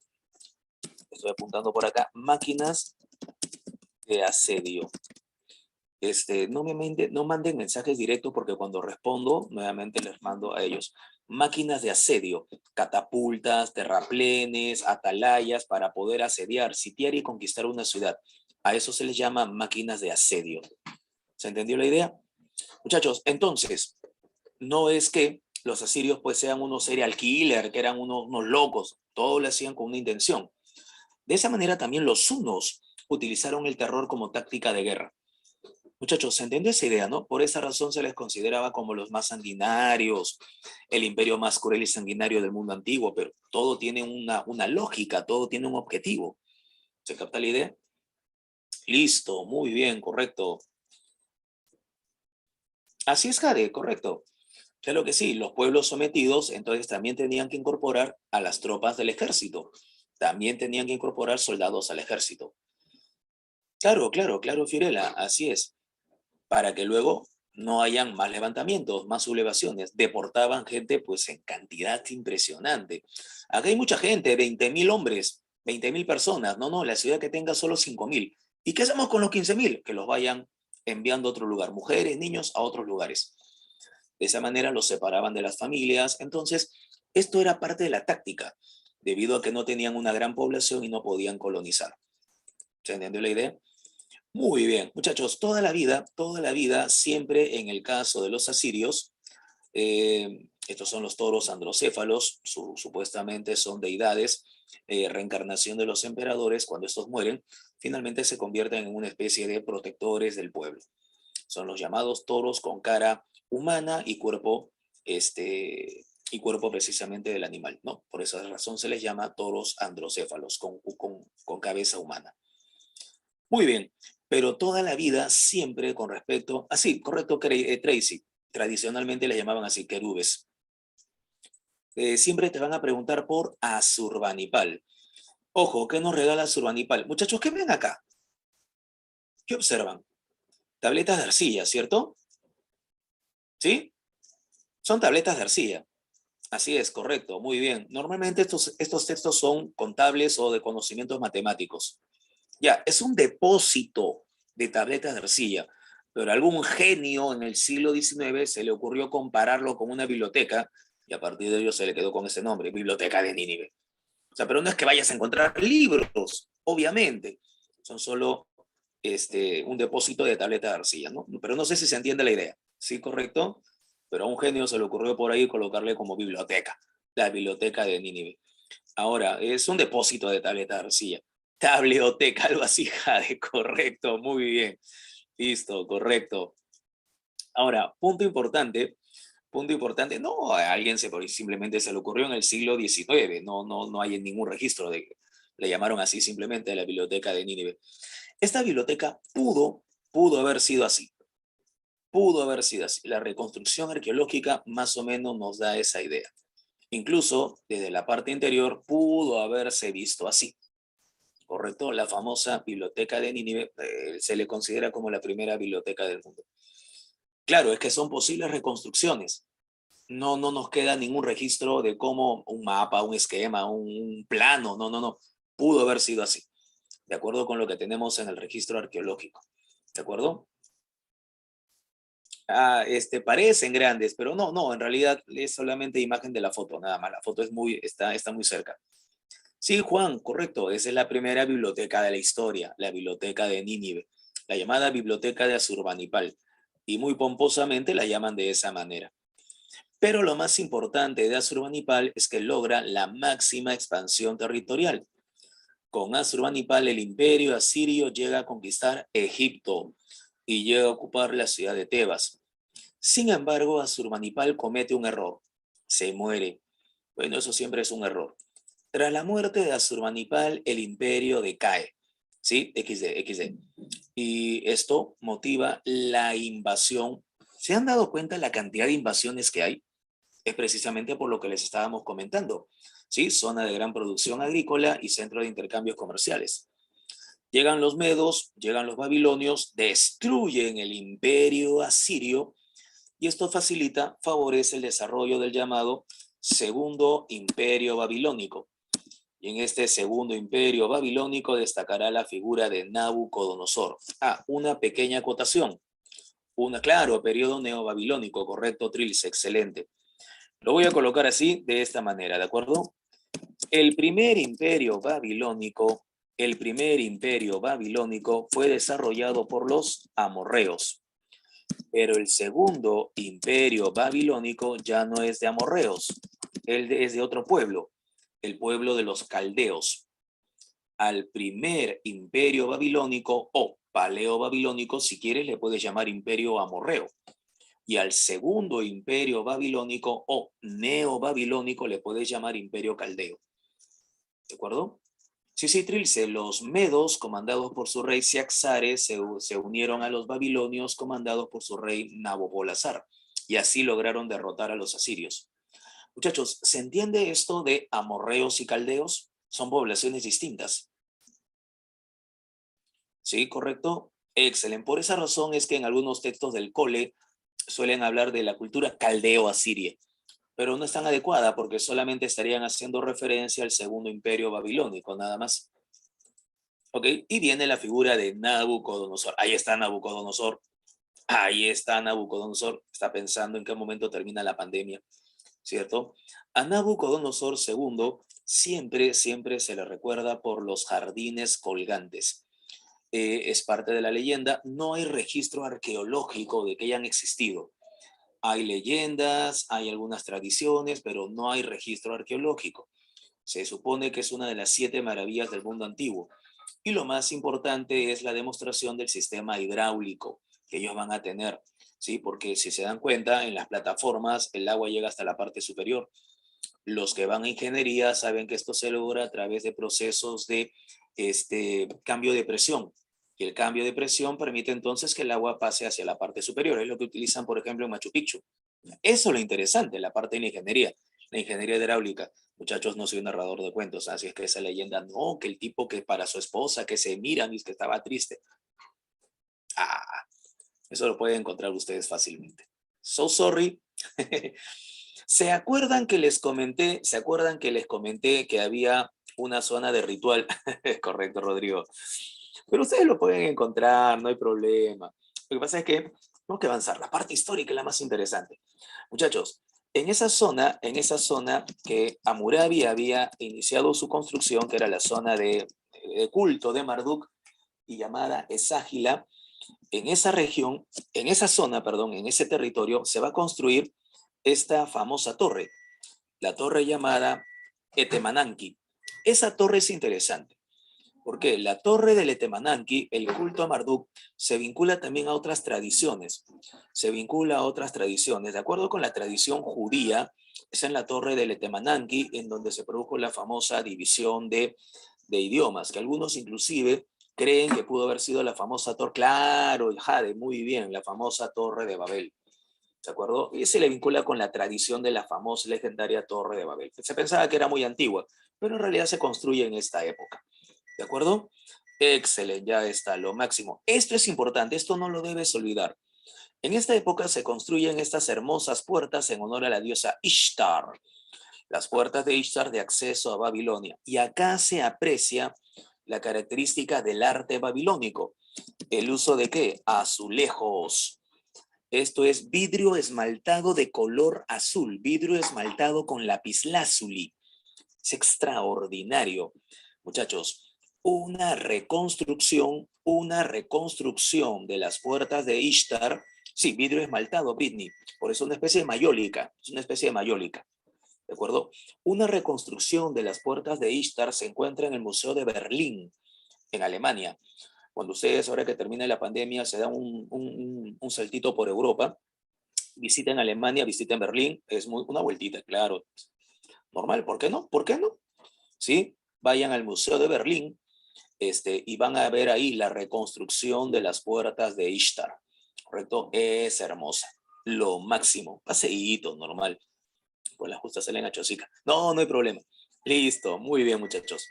Esto es lo más importante entonces, ¿correcto? La torre en honor a Marduk y las puertas de Ishtar con el uso de azulejos. Tras la muerte de Nabucodonosor, bueno, el saqueo de Jerusalén, que también forma parte de la tradición, miles de judíos son llevados a Babilonia como esclavos. Pero este es el templo, la reconstrucción del templo de Salomón. Esta es la reconstrucción, es una maqueta, es la reconstrucción del templo de Salomón en Jerusalén. Muchachos, atención con lo siguiente. Este templo fue destruido.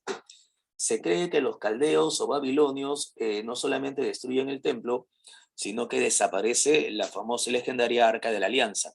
¿De acuerdo? Pero ojo, este templo va a ser destruido. En el siglo III se reconstruye el templo, ¿eh?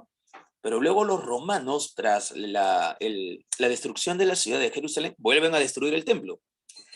Del templo reconstruido, hoy solo nos queda un muro, el llamado Muro de los Lamentos o Muro de las Lamentaciones, ¿correcto? Que se los quiero presentar acá para que lo puedan ver.